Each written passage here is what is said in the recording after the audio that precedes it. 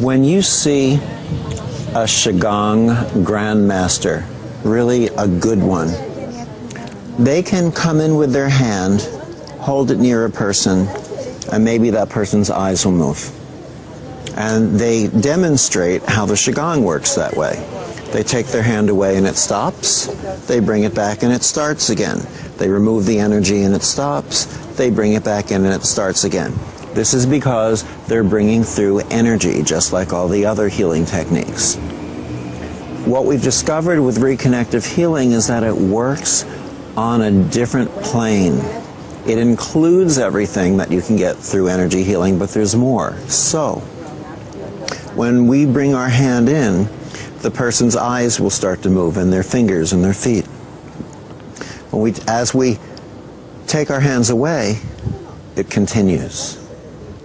We could leave the room, and it will continue, because our presence and consciousness allow that person to enter into a healing state. But we are not needed for that person to have a healing. In actuality, the gift isn't so much just for that person to have a healing. The greater gift is that we are invited in to witness it, to see the beauty of the workings of the universe, following the laws, the principles, the philosophy, the intelligence, and the wisdom of how the universe makes its own determinations. Energy healing gets weaker with distance. Now, I don't mean the distance between here and South Africa. I mean, if you start close and you pull your hands away, energy gets weaker. On the quantum field, it might stay the same. Yet, on this field, it actually becomes stronger and continues to expand. I never was present to your lessons, and I wonder how you teach people to understand and to do all those things that are so deep. You know, you can't teach healing. Healing is gifted. It's communicated. Just like you give a child in a high chair an eating utensil like a spoon. You give the child the eating utensil. It happens like that. But you spend a little bit of time teaching them that it's not a drumstick and it's not a slingshot, right? Okay. So with healing, what happens is we interact with, or we feel this, and in the interaction somehow the gift takes place.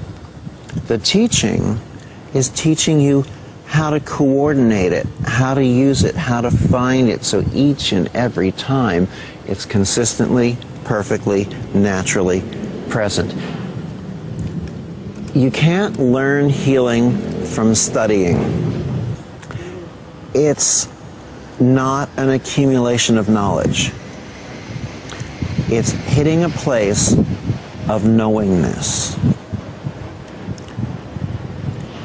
The fifth phrase that came through when my patients were speaking, I didn't share this with anyone for years because of the way it sounded.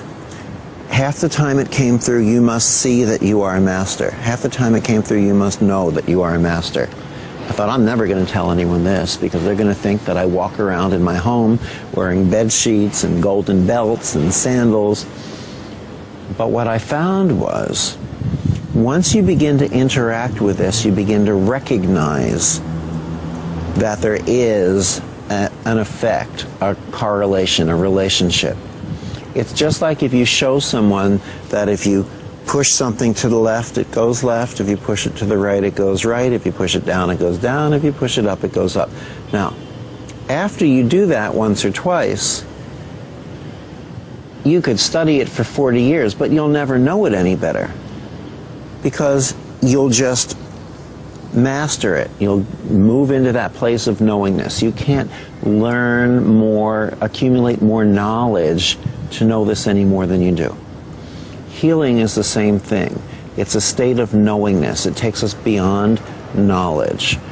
So hold your hand just like this. Mm-hmm. Now when I do this, I come in with my hand until my hand begins to sort of float. See, as I push it down, it just wants to come back up. And I tune in on this side and on this side. The flotation feeling in my hand doesn't come so much from underneath as it does more from right there in the middle of my palm. What it feels like is, remember when you were a child and you were left alone in the room with the vacuum cleaner and you'd unscrew the end of the vacuum cleaner and stick it again and your hand was so little your hand went with it? Well, that's what it feels like to me. So I come into these two sides and I begin to pull. And when I do this, either you get a sensation of something or you don't. So you tell me. Yes. What does it feel like? Like some kind of streams. Streams? Yeah. Streams of what? What does it feel like if someone wanted to hear the words?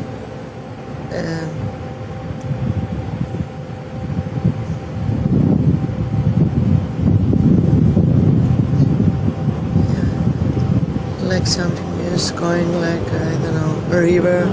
Like a river flowing, okay. Yeah. Now, is there a temperature to this? Yes, I feel here more temperature. You feel warm. More warm on that side.